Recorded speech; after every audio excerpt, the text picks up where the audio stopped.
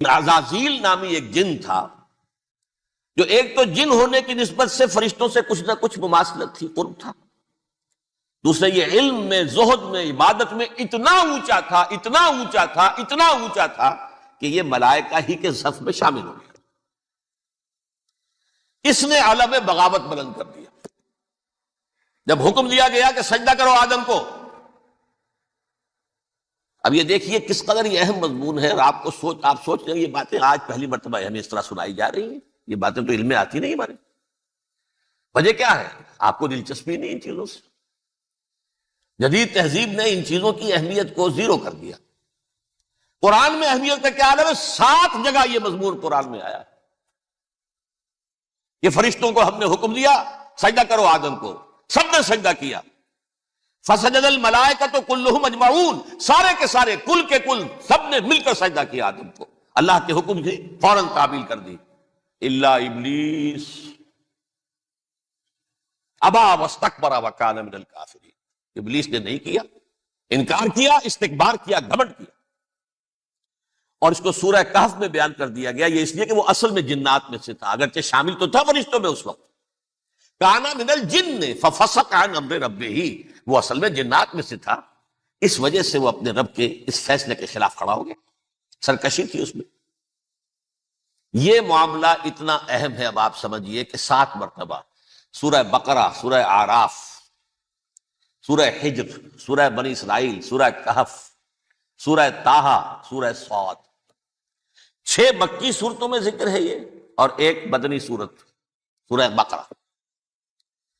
ان میں سے اکثر مقامات پر پھر جب اللہ نے کہا کہ اچھا تم نے یہ سرکشی کی ہے اور ہمارے حکم کی خلاف ورزی کی ہے تو یہاں سے نکل جاؤ، دفع ہو جاؤ، تم مردود ہو، مردود، ملعون، ان علیک لعنتی الی یوم الدین، اب تجھ پر لعنت رہے گی میری قیامت کے دن۔ اس نے کہا اچھا پروردگار پھر مجھے ذرا مہلت دے دے، رب فانظرنی الی یوم یبعثون، قیامت تک میری زندگی طویل کر دے۔ فذهب فإنك من المنظرین، کہہ دیا اچھا جاؤ، تمہاری یہ درخواست بھی ہم نے قبول کی۔ اس نے کہا پروردگار اب میں اس آدم کو بھی گمراہ کر کے چھوڑوں گا اور آدم کی نسل کو تباہ کر کے چھوڑوں گا۔ انتہائی شدید چیلنج کے انداز میں یہ قرآن مجید میں 4-5 مرتبہ مضمون آیا ہے۔ میں نے صرف 2 جگہ سے آپ کو اس وقت کوٹ کر کے سنایا تھا۔ سورہ اعراف میں اللہ تعالیٰ فرماتے ہیں قالا، اس پر ابلیس نے کہا فبما اغویتنی، تو اے رب جو تو نے مجھے گمراہ کیا ہے، مجھے ذلیل کر دیا، مجھ پر فوقیت دے دی اس کو، انا خیر منہ، میں اس سے بہتر ہوں، خلقتنی من نار وخلقتہ من طین، بنایا تو نے مجھے آگ سے اور اس کو بنایا مٹی سے، پھر مجھ سے مطالبہ کہ میں سجدہ کروں، اور میں نے سجدہ نہیں کیا تو اب تو نے مجھے ملعون قرار دے دیا۔ قال فبما اغویتنی لأقعدن لهم صراطک المستقیم، اب میں یہ نسل آدم کے لیے، اس کو برباد کرنے کے لیے تیری سیدھی راہ کے اوپر گھات میں بیٹھوں گا، سیدھے راستے پر چلنے نہیں دوں گا۔ ثم لآتینہم من بین ایدیہم، پھر میں ان پر حملہ آور ہوں گا، ان کے سامنے سے بھی، ومن خلفہم، ان کے پیچھے سے بھی، وعن ایمانہم، ان کے داہنی جانب سے بھی، وعن شمائلہم، اور ان کے بائیں جانب سے بھی، ولا تجد اکثرہم شاکرین، اور تو دیکھے گا کہ ان کی اکثریت تیری شکر گزار بندوں پر مشتمل نہیں ہوگی۔ یہ چیلنج تھا، اور ایک چھوٹا سا چیلنج جو سورہ صاد میں آیا ہے، اور یہاں تو اس نے اللہ کے جلال کی قسم کھا کر کہا قال فبعزتک لأغوینہم اجمعین، اے رب تیری عزت، تیرے جلال کی قسم ہے میں ان سب کو گمراہ کر کے چھوڑوں گا، الا عبادک منہم المخلصین، سوائے ان میں سے وہ کچھ لوگ جنہیں تو خالص اپنا بندہ بنا لے، جنہیں تو اپنا بندہ بنا لے، مخلص، مخلص نہیں، مخلص یہ مفعول ہے، فاعل نہیں ہے، جسے تو بنا لے۔ بعض لوگوں کو اللہ چن لیتا ہے، هو اجتباکم، تمہیں چن لیا ہے، استفاء، اجتباء، وہ بچیں گے جن کو تو اپنی خاص امان میں لے لے گا، باقی میں سب کو گمراہ کر کے چھوڑوں۔ یہ ہے اصل دنیا میں نوع انسانی کا ابدی دشمن، ازلی سے ابدی تک۔ اور اس میں نوٹ کیجئے کہ اس کی اصل بنیاد کیا ہوئی؟ 2 لفظ، تکبر اور حسد۔ استکبرا، تکبر کیا، انا خیر منہ، میں اس سے بہتر ہوں. یہ ساری بس کی گانٹھ یہی ہے، سب سے بڑی گمراہی کی وجہ یہی ہے. اسی لیے کہا ہے حدیث میں لن يدخل الجنہ من کان فی قلبہ مثقال حبۃ من کبر، جنت میں ہرگز وہ شخص کبھی بھی داخل نہیں ہو سکے گا جس کے دل میں رائے کے دانے کے برابر بھی کبر ہے. تکبر سب سے بڑا جرم. الکبر ردائی، اللہ فرماتا ہے یہ تکبر، یہ تو میری چادر ہے. کوئی شخص تکبر کرتا ہے تو گویا میری چادر گھسیٹ رہا ہے میرے کندھے سے. عرب میں کسی شخص کی توہین کرنی ہوتی تھی تو اس کی چادر گھسیٹتے تھے، ننگا کر دیا گویا. یہ میری ردائی ہے، الکبر ردائی، یہ میری چادر ہے، یہ جامہ مجھے زیب دیتا ہے، مجھ پر راستہ تھا. اور حسد، آدم کو جو برتری عطا ہو گئی اس حسد کی آگ میں وہ جل رہا ہے اور اس کا انتقام لینا چاہتا ہے. آدم سے بھی، آدم کو بھی گمراہ کیا، جنت سے نکلوایا. ایسے نکلنا تو انہیں تھا ہی مشیت اذن میں، لیکن فوری طور پر اللہ کے حکم کی خلاف ورزی تو کروائی نا. فعصى آدم ربہ فغوى، آدم نے اپنے رب کے حکم کی نافرمانی کی اور گمراہ ہوا عارضی طور پر. یہ دوسری بات ہے، توبہ کر لی، اللہ نے توبہ قبول فرما لی، معاف کر دیا. کوئی مستقل جو ہے وہ نسل انسانی پر اس گناہ کا اثر متوارث طور پر نہیں آ رہا ہے، ختم ہو چکا معاملہ، ہوا تھا ہو گیا. فتلقى آدم من ربہ کلمات فتاب علیہ انہ هو التواب الرحیم. اور توبہ کی شان یہ ہے جب وہ قبول ہو جائے اللہ کی جناب میں، کیا تائب من الذنب کمن لا ذنب لہ، گناہ سے توبہ کرنے والا ایسے ہوتا ہے جیسے اس نے کبھی گناہ کیا ہی نہیں تھا. لیکن بہرحال وہ گناہ کرنے میں کامیاب ہو گیا، حضرت آدم اور حوا کو بھی. اور نوع انسانی کی عظیم اکثریت، عظیم اکثریت، عظیم اکثریت اس کے داؤ میں آئی ہوئی ہے نہیں. کتنے ہیں وہ عباد اللہ المخلصین، الا عبادک منہم المخلصین، کتنے ہیں جو واقعتاً خالصتاً اللہ کے بندے بن گئے، جنہیں اللہ نے اپنا بنا لیا، اپنا قرار دے دیا. اب اس کے ساتھ نوٹ کیجئے، اس ابلیس کے ساتھ ایک فوج بھی ہے جسے قرآن مجید میں کہا گیا ہے یہ اس کی پارٹی ہے، حزب الشیطان. یہ اکیلا نہیں ہے. ایک تو وہ عزازیل ہے، اس کی طویل ترین عمر اللہ نے دے دی، وہ تو قیامت تک رہے گا. باقی بھی جنات جو ہیں ان کی نسل میں سے، یا اس کی نوع میں سے، اس کی نسل میں سے، جنات کی عمریں انسانوں کی عمروں سے زیادہ ہیں، بہت زیادہ ہیں. لیکن پھر بھی اتنی نہیں ہے. یہ خاص ہے اس کا معاملہ کہ اس نے کہا تھا رب انظرنی الی یوم یبعثون، مجھے دے دے مہلت اس وقت تک تاکہ میں ثابت کر کے دکھا دوں کہ جسے تو نے یہ خلافت دیا یہ اس کا اہل نہیں ہے. Let me prove this point. ولا تجد اکثرہم شاکرین، تو ان کی اکثریت کو شکر گزار نہیں پائے گا. وہ ابلیس جو ہے وہ ریکروٹ کرتا ہے اپنے فوجی، اول تو خود جنات میں سے جو اس کے نمبر 1 لشکری ہے. قرآن مجید میں اس کا اشارہ دیا گیا ہے انہ یراکم ہوا وقبیلہ من حیث لا ترونہم. دیکھو لوگو، اے انسانوں، وہ ابلیس لعین عزازیل اور جو اس کے قبیلے کے لوگ ہیں، جنات ہیں، وہ تمہیں وہاں سے دیکھتے ہیں اور تاکتے ہیں اور حملہ کرتے ہیں جہاں سے تم انہیں نہیں دیکھتے. وہ غیر مرئی ہیں، انویزیبل ہیں، تمہیں نظر نہیں آتے. ویزیبل دشمن کا وار تو روک لو گے، انویزیبل کا کیسے روکو گے؟ انہو یراکم ہوا وقبیلہ، اکیلا ہی نہیں ہے وہ تو تمہیں تاکتا ہے، تم پر حملہ کرتا ہے، گھات میں لگ کر جو ہے تمہارے اوپر حملہ کرتا ہے، وہ بھی اور اس کے ساتھ اس کے قبیلے کے لوگ جنات بھی، من حیث لا ترونہم، جہاں سے کہ تم انہیں نہیں دیکھتے. لیکن اس کے علاوہ وہ انسانوں میں سے بھی ریکریوٹ، رنگ روٹ، وہ جو ہے ان کو اپنے پاس رکھتا ہے فوج کے اندر. جس کی سب سے بڑی مثال کیا ہے؟ سورہ مجادلہ میں اللہ تعالیٰ نے منافق، حالانکہ وہ کون تھے؟ بظاہر حضور کا کلمہ پڑھنے والے، حضور کے پیچھے نماز پڑھنے والے، اسلام کا دعویٰ کرنے والے، ان کو اللہ فرماتا ہے اولئک حزب الشیطان الا ان حزب الشیطان هم الخاسرون، یہ شیطان کی پارٹی کے لوگ ہیں. وہاں مقابلے میں آیا ہے اولئک حزب اللہ الا ان حزب اللہ هم المفلحون. یہ دو پارٹیاں ہیں، حزب اللہ اللہ کی پارٹی جو اس کے مخلص بندے ہیں وہ اللہ کی پارٹی، اور جو شیطان کے مرید بن گئے اس کے ہاتھ پر بیعت کر لی، لہذا وہ اس شیطان کی پارٹی کے لوگ ہیں، چاہے وہ انسان ہو چاہے جن ہو۔ تو انسانوں میں سے بھی اس کے حزب میں، اس کی پارٹی میں اس کے ایجنٹ ہیں اور بہت ہیں، بلکہ بہت سے تو ایسے ہیں کہ جو جنات کے بھی کان کتر دیں، ان کو بھی شیطنت سکھا دیں، پڑھا دیں۔ لیکن اب ایک بات سمجھیے، ایک دنیا میں نسل اور قوم بھی ایسی ہے جو ایک خاص وقت سے بحیثیت مجموعی من حیث القوم ابلیس کی ایجنٹ بن گئی ہے۔ وہ کون ہے؟ وہ یہودی ہے۔ یہ یہودی قوم جو ہے، اس میں ایک تو کچھ یہ کہ ان کی فطرت کے اندر یہ تھا کہ ہم ہیں اصل انسان، باقی انسان جو ہے وہ انسان نما حیوان ہے، ان کی کوئی حیثیت ہی نہیں۔ ہم ہیں اصل انسان، نحن ابناء اللہ واحباؤ۔ باقی یہ جینٹائلز، یہ گوئمز، غیر یہودی، یہ تو حیوانات ہیں۔ اب جیسے کہ انسانوں کو حق ہے کہ حیوانوں کو ایکسپلائٹ کریں، استعمال کریں۔ گھوڑے کو آپ ٹانگے میں باندھتے ہیں کہ نہیں؟ اس کی پسینے کی اور محنت کی کمائی ہے جو کھاتا ہے ٹانگا چلانے والا۔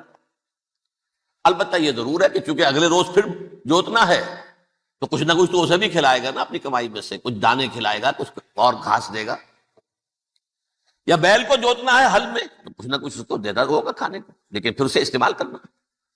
تو ان کا مستقل قول یہ ہے کہ اصل انسان ہم ہیں، باقی پوری نوع انسانی ہمارے لیے حیوانوں کے درجے میں، ہم چاہیں جس طرح انہیں استعمال کریں، ایکسپلائٹ کریں، دھوکہ دیں، جیسے چاہیں، لوٹیں کھسوٹیں، سب کچھ کریں، بدہضی کریں، ان سے سود لیں، سب کریں، جو بھی ممکن طریقہ ہو، یہ ہمارے لیے، ہم ڈومینیٹ کریں گے، اور یہ در حقیقت ہمارے اعلی کار ہے۔ ایک تو اس اعتبار سے یہود بقیہ پوری نوع انسانی کے دشمن بن گئے۔ قرآن مجید کی وہ آیت بھی میں نے آپ کو سنائی ہے، وَقَالُوا لَيْسَ عَلَيْنَا فِي الْأُمِّيِّينَ سَبِيلٌ، یہ امیین کہتے تھے نا ان کو، جو غیر یہودی ہیں، کیونکہ ان کے پاس کتاب تھی، تورات تھی، اور کتاب نہیں تھی کسی کے پاس، لہذا یہ یہ ان پڑھ ہے، پاگل ہے، جاہل ہے، امی ہے۔ ہم ہیں صاحب کتاب، ہمارے پاس شریعت، ہمارے پاس کتاب، یہ لوگ ان پڑھ ہیں، جاہل۔ لیسا علینا فی الامیین سبیل، ان امیین کو ہم لوٹیں کھسوٹیں، دھوکہ دیں، فریب سے جو کریں، چوری کریں، ڈاکہ ڈالیں، جیب کے قطرے، جس طرح بھی کریں ہمارے لیے جائز ہے، ہمارے اوپر کوئی گرفت نہیں ہوگی۔ اللہ تعالیٰ ہم سے یہ نہیں پوچھے گا تم نے جھوٹ کیوں بولا تھا اس کے ساتھ، تم نے وعدہ خلافی کیوں کی تھی اس کے ساتھ، تم نے کیوں دھوکہ دیا تھا اس کو، تم نے کیوں اس کا مال جو ہے غبن کر لیا تھا، ہڑپ کر لیا تھا، نہیں، ہم پر پوچھ نہیں۔ اس اعتبار سے ایک تو یہ انسانیت کی دشمنی ان کی گھٹی میں پڑ گئی، اس غلط خیال کی وجہ سے ہم تو بخشے بخشائے ہیں، we are the chosen people of the lord, ہمیں تو اللہ اگر جہنم میں داخل بھی کرے گا تو صرف چند دن، لن تمسنا النار الا ایاما معدودات، باقی اصل میں تو ہم تو اللہ کے پسندیدہ، نحن ابناء اللہ واحباؤہ، اس کے بیٹوں کے مانند بڑے چہیتے ہیں، لاڈلے ہیں۔ یہ باقی دنیا، باقی انسان ہماری چراہ گاہ ہے، جیسے چاہیں چریں، جس طرح چاہے ہڑپ کر جائیں۔ یہ تو ان کا پہلے سے مستقل معاملہ تھا، لیکن اس کے بعد ان کی تاریخ میں ایک دور وہ آیا جب حضرت مسیح علیہ السلام ان میں مبعوث کیے گئے۔ یہ 1400 سالہ تاریخ کا کلائمیکس ہے یہود کی۔ جب کتاب انہیں دی گئی تھی تورات حضرت موسیٰ کے ذریعے، وہ 1400 قبل مسیح کا واقعہ ہے۔ اس وقت سے لے کر اللہ کا وہ فضل ان پر ہوا، وہ فضل ان پر ہوا کہ کوئی ایک لمحہ ایسا نہیں آیا 1400 برس میں کہ ان کے ہاں کوئی نہ کوئی نبی موجود نہیں۔ یہ تار ٹوٹا ہی نہیں، 2 سے شروع ہوا، موسیٰ ہارون علیہ السلام، اور 1400 برس کے بعد پھر آخری 2 ہیں، عیسیٰ اور یحییٰ علیہ السلام، یوں سمجھ لیجئے، اور اس کے درمیان یہ تار ہے، اور اس تار میں کوئی ایک لمحہ ایسا نہیں آیا کہ کوئی نبی موجود ہو۔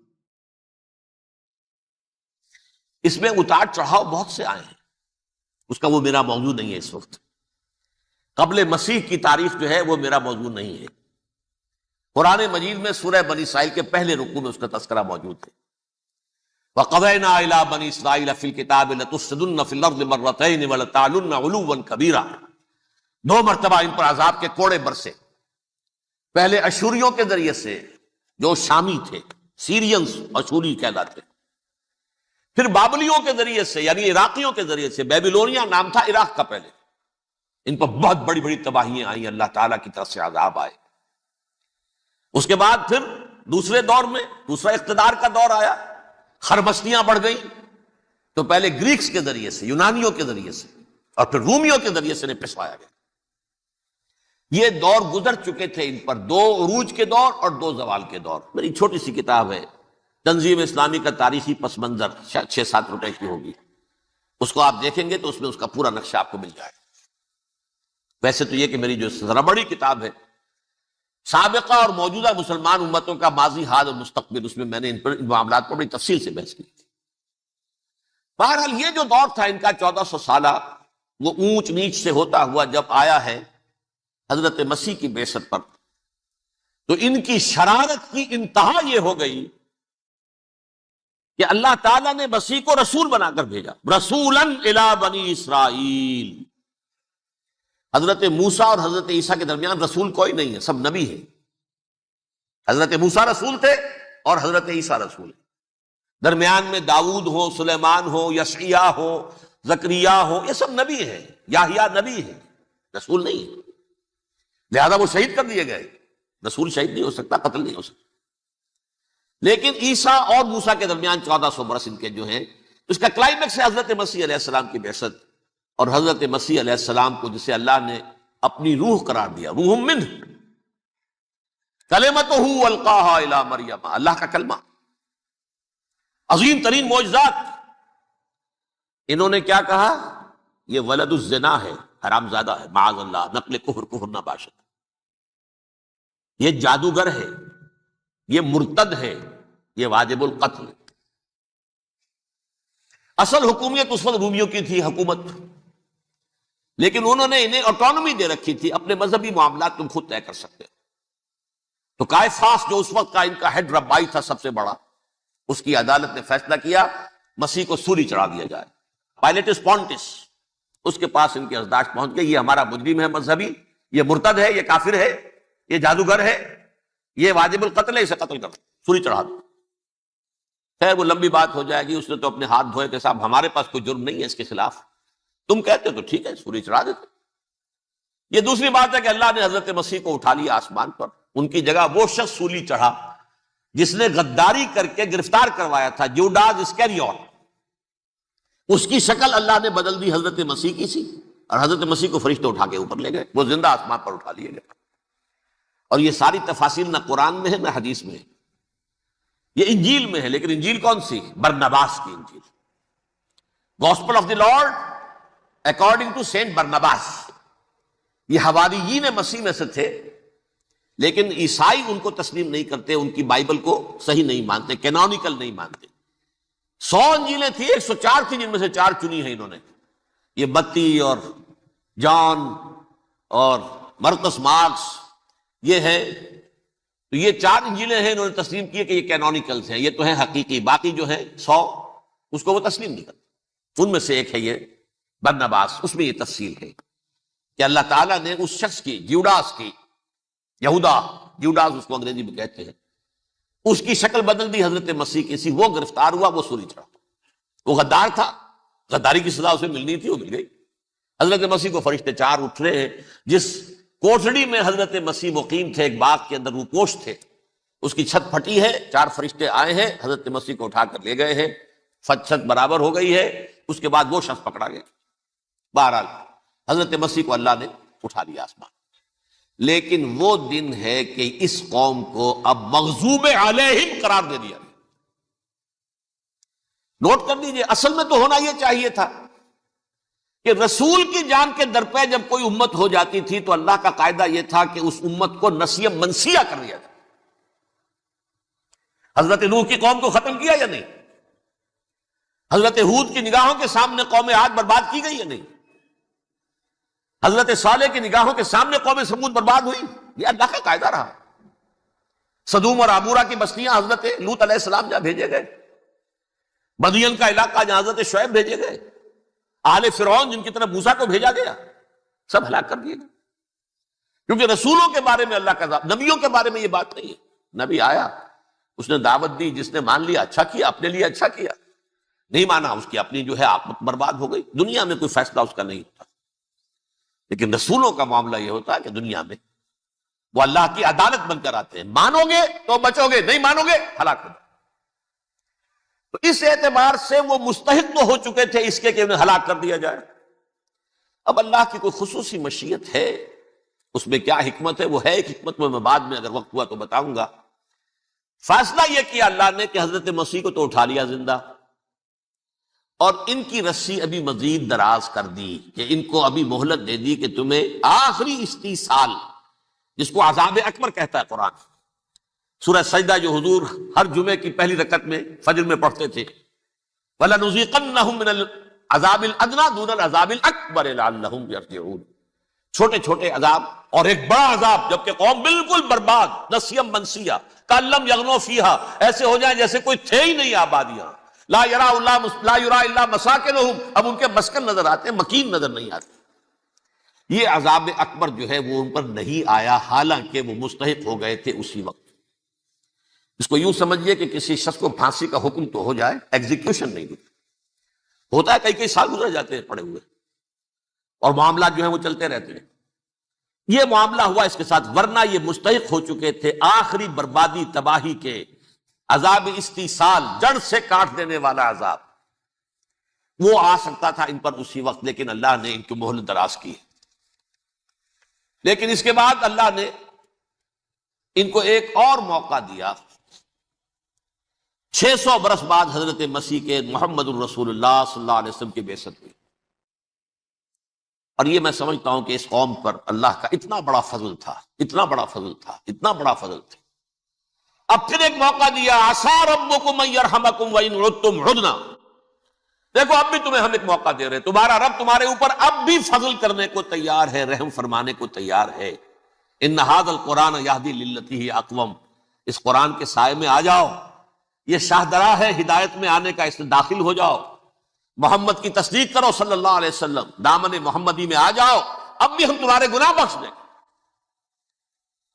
لیکن نہیں، اس قوم نے حضرت محمد صلی اللہ علیہ وسلم کی دشمنی کی کمر کسی، اور اب یوں سمجھیے اس تاریخ سے لے کر آج تک یہ گٹھ جوڑ ہے۔ ظاہر بات ہے کہ ابلیس کا بھی اصل دشمن اب کون ہے، یا ہدف کون ہے، ٹارگٹ کون ہے؟ جنہوں نے محمد کو نہیں مانا صلی اللہ، وہ تو ہے ہی جہنمی، ان پر کوئی اور محنت کرنے کی ضرورت کیا ہے؟ سمجھ رہے میری بات؟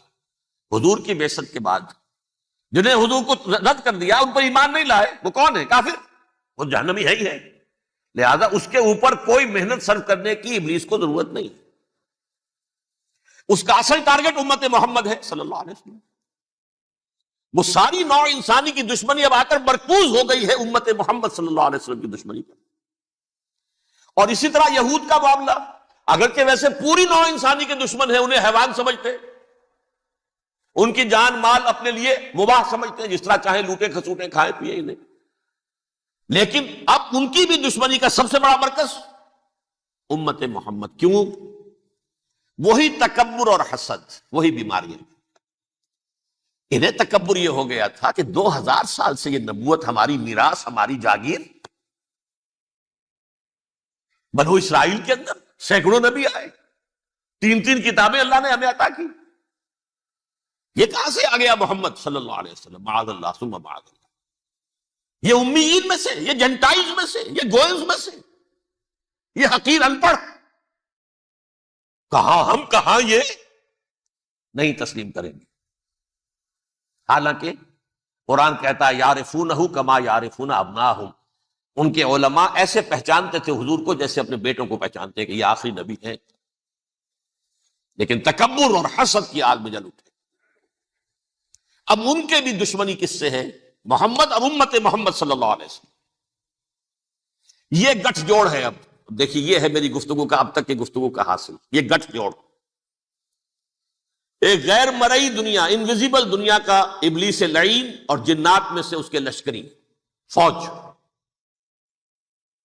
انسانوں میں سے ویسے تو اور بھی بہت جگہ اس کے ایجنٹ ہے، مسلمانوں میں بھی ہے، لیکن بحیثیت قوم، بحیثیت مجموعی، ایک پوری قوم، ایک پوری نسل جو ہے اس کے ساتھ گٹھ جوڑ ہے۔ ان دونوں کی گٹھ جوڑی کے ساتھ یہ دشمن دون ہیں انسانیت کے، پہلا دشمن ابلیس لعین، عزازیل لعین، اور دوسرے دشمن یہود ملعون۔ اب میں آپ کو ذرا اس جو انسانوں میں سے انسان دشمنی کا جن کا سب سے بڑا رول ہے، میں ان کی 2000 سالہ تاریخ کا آپ کے سامنے نقشہ رکھنا چاہتا ہوں۔ ان 1400 سال کا تو میں نے صرف 4 آپ کو پوائنٹس بتائے۔ موسیٰ سے عیسیٰ تک 1400 برس علیہ الصلوۃ والسلام، 2 مرتبہ عروج، 2 مرتبہ زوال، اشیریوں کے ہاتھوں پٹوائی، بابلیوں کے ہاتھوں پٹانا، گریکس کے ہاتھوں مرمت، رومنس کے ہاتھوں مرمت۔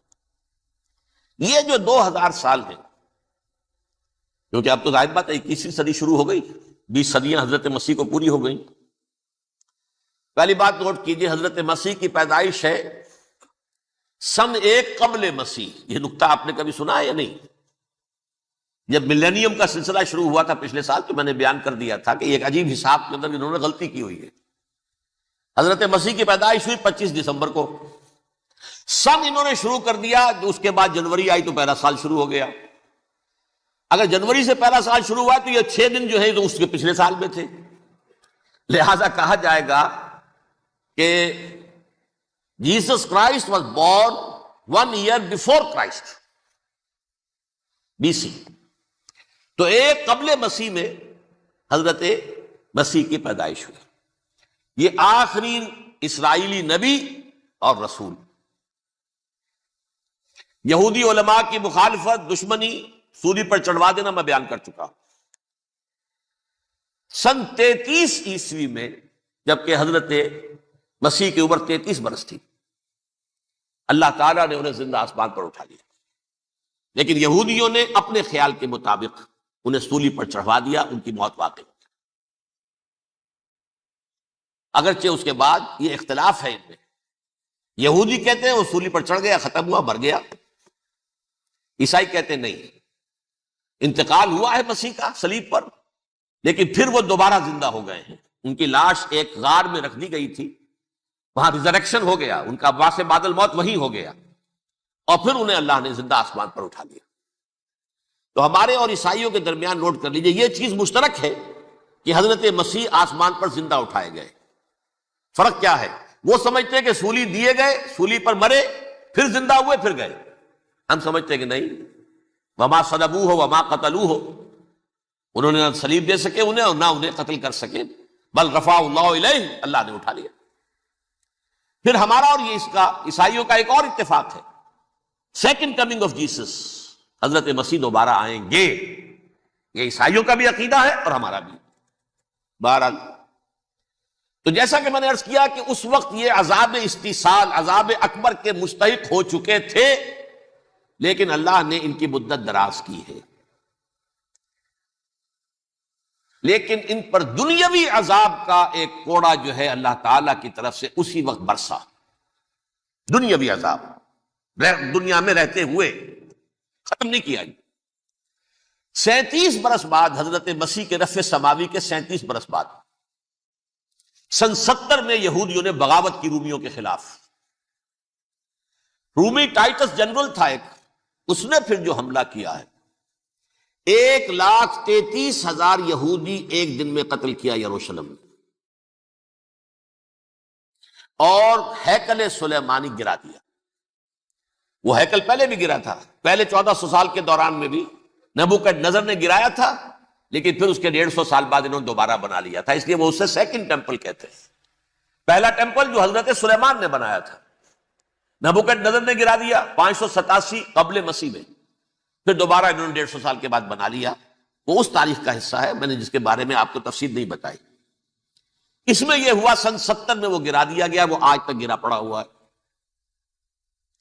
نمبر 2، یہ کہہ دیا گیا کہ یہودیوں اس ارض فلسطین سے نکل جاؤ، تم یہاں نہیں رہ سکتے اب۔ لہذا جس کا جہاں سینگ سمایا چلا گیا، یورپ میں چلے گئے، ایشیا میں آ گئے، عرب میں آ گئے یہ 3 قبیلے جو رات بھی میں نے عرض کیا تھا، بنو قینقاع، بنو نذیر اور بنو قریظہ، یہ وہاں سے آ کے مدینے میں آباد ہو گئے، جس کا جہاں سینگ سمایا۔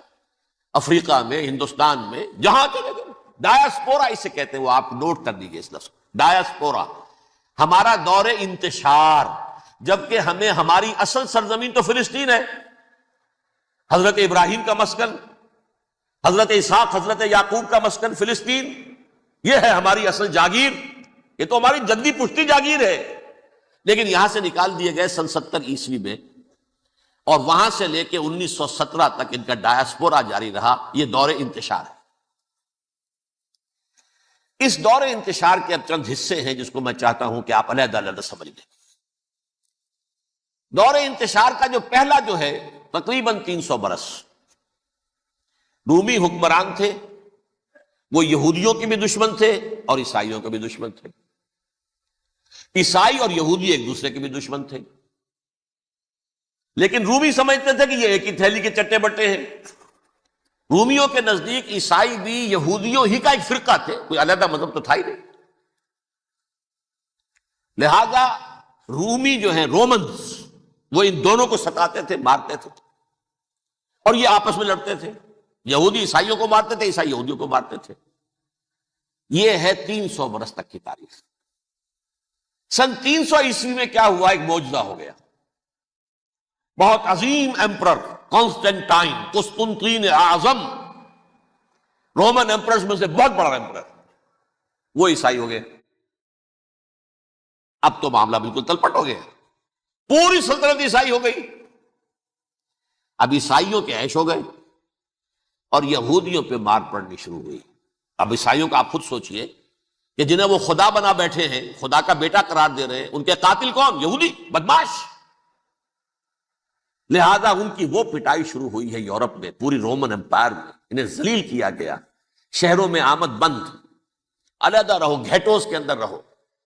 یہودی کا نام جو ہے وہ گالی بن گیا، جیسے آج بھی یہودی گالی کہتے ہیں، جیسے خنزیر کا لفظ، آخر وہ بھی اللہ کی مخلوق ہے، لیکن آپ کو معلوم ہے کوئی شخص زبان پہ نام نہیں لانا چاہتا خنزیر کا، سور کا، ہے تو مخلوق، وہ بھی ایک حیوان ہے۔ ایسے ہی ہے یہودی گالی، جیوٹ گالی۔ لہذا ایک طرف تو ان دونوں کے درمیان دشمنی، جس کو قرآن کہتا ہے وَأَغْرَيْنَا بَيْنَهُمُ الْعَدَاوَةَ وَالْبَغْضَاءَ، ہم نے ان کے مابین دشمنی جو ہے پیدا کر دی، اور جب یہ پوری سلطنت عیسائی ہو گئی تو قافیہ تنگ ہو گیا یہودیوں